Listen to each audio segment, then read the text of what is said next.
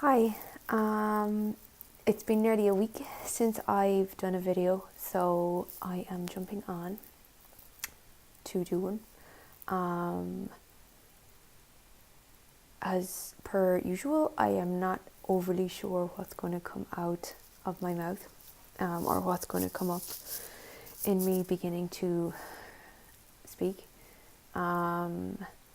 It's been an eventful week inside for me, inside of me, I mean. And I've also been wondering why I'm doing these videos. This is basically me speaking about, or at least I think it's me speaking about what it is that I am processing and going through at the moment. As I've mentioned in previous videos, I'm doing Joe Dispenza work, and in doing that work, you are becoming aware of who you are, about what you think, about how you feel, and also about the parts of yourself that are hidden, becoming conscious of the unconscious. And it's serious work. Parts of it are joyful and parts of it are the opposite of joyful. It's about going into the parts of yourself that basically have been running the show, the parts of yourself that have been keeping you small, keeping you firmly placed inside the box that you've created for yourself. Because the more I learn and the more that I read and the more that I experience, yes, society has a part to play in it. Yes, our family and upbringing has a part to play in it. But we certainly reach a certain part in or a certain stage in our lives where we are responsible for who we are, and we are responsible for how we are presenting ourselves to the world and for the choices that we make or the choices we don't make. And I guess I'm somewhere right in the middle of that. And it feels uncomfortable at the most of the time. And I'm doing it so that I can be the best version of myself, and so I can be the best healer that I can be here in my clinic and outside of it. I've mentioned that before, so I can be as clear as possible, as empty as possible when I have somebody here in the clinic with me, so that I can allow for space in them to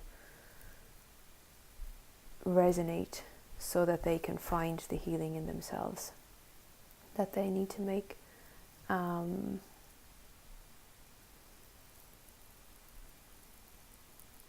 I've also been reading Greg Braden as well. He is someone who used to be a geologist and who now works as a spiritual teacher and as a speaker, and he has gone back into the ancient wisdoms of North America, the ancient wisdoms of the East, and is bringing their teachings to us here in the West to try and help us to better understand the world that we live in,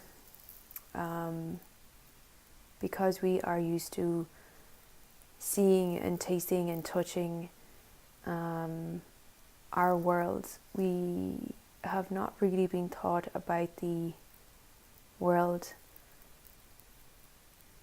that cannot be seen, that cannot be touched, that cannot be tasted. And it is actually that world that we are speaking to moment by moment, every day. This may not be making sense, because it's certainly something I'm still learning about. But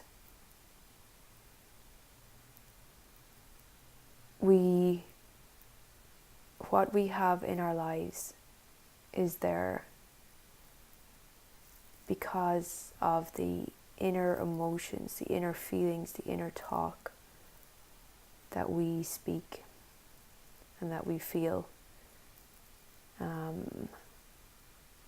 We may say out loud that we want something to happen, that we're going to create something, but if on the inside we are not in full alignment with that, then what we are proclaiming on the inside is actually what's going to happen.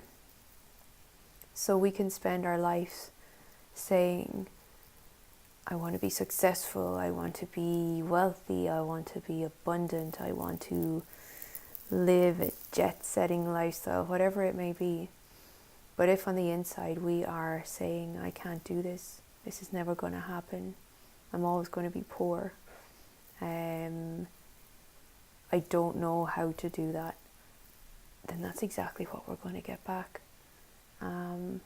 Or we spend years and years and years working hard for hours and hours and hours, making it happen, and not allowing it to come to us.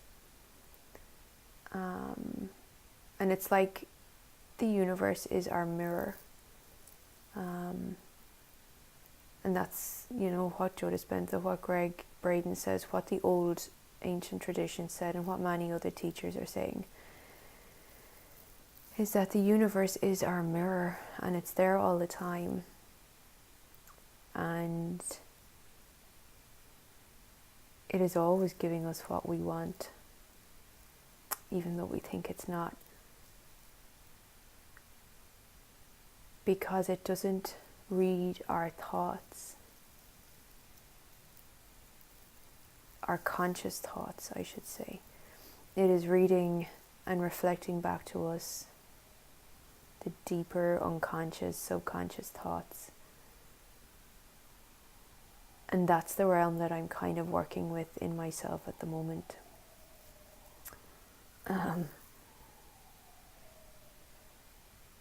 It's a strange place to be right now, because my logical, analytical brain is trying to understand it, and it's not there yet, and it may never fully understand it, because really all of this can't fully be measured.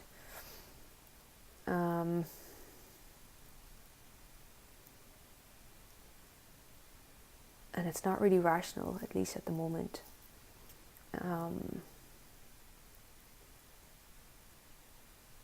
But this quantum universe that we are living in,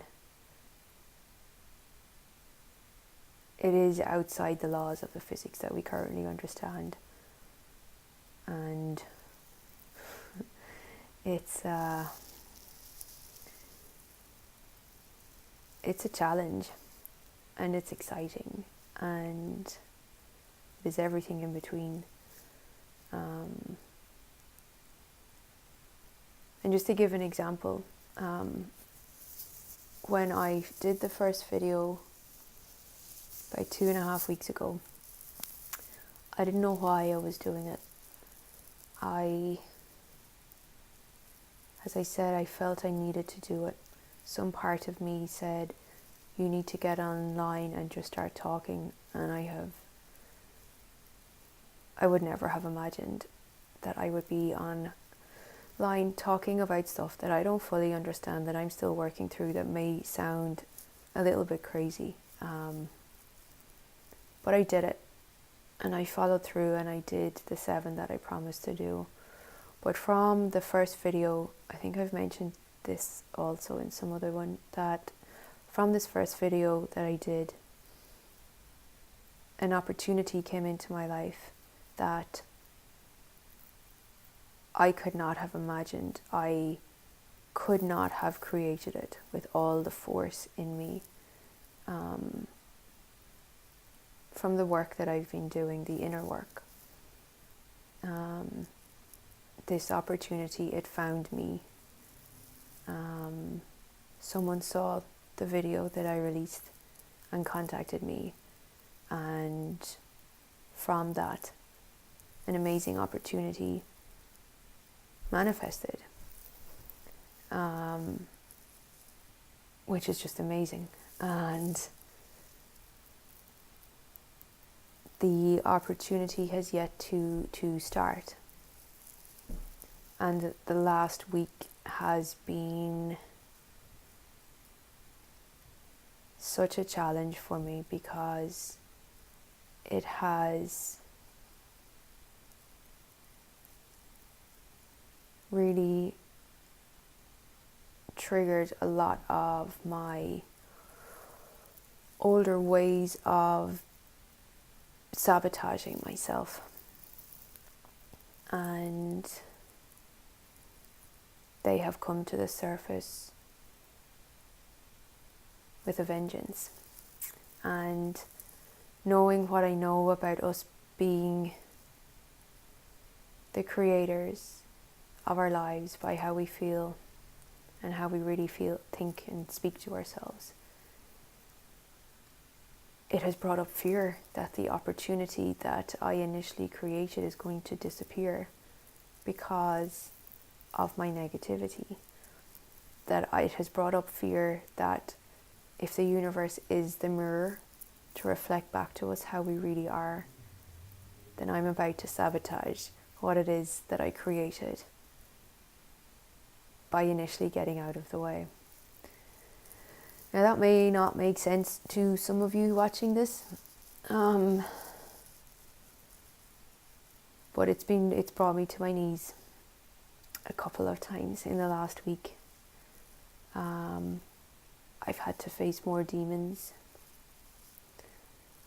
I've had to face parts of myself that have been roaring for me to go back to my normality, in inverted commas. To go back to the safe box that I had created where possibilities don't really happen. So it has been, as I said, an interesting week.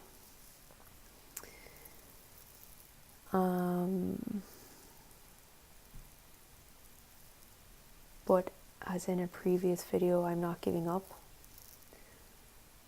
There is still a can or two that I need to let go of, that's for sure, that I have been holding on to without even realizing that I was holding on to it. And that's another amazing lesson. That some of the things that we hold on to are so unconscious within us that we don't know we're holding on to them. And that in itself is a gift. If the opportunity disappeared, I know more about myself because of it. I don't want the opportunity to disappear, but I am stronger and know myself more, as I said, than I did 10 days ago. So that is it for now. I'm going to sign off because I've been rambling for almost 15 minutes. That went really quick. So I will come back with an update in the next few days, hopefully. And if I have something else to share, I will certainly be back. So have a lovely day, everyone. Bye.